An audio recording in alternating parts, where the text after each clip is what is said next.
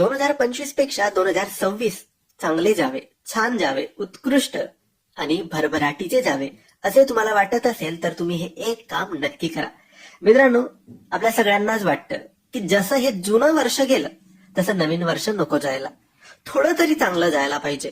थोडं तरी सुखाचं, समृद्धीचं, भरभराटीचं, शांततेचं आणि चांगल्या आरोग्याचं जायला पाहिजे.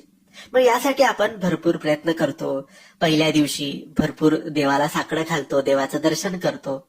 पण तसं काही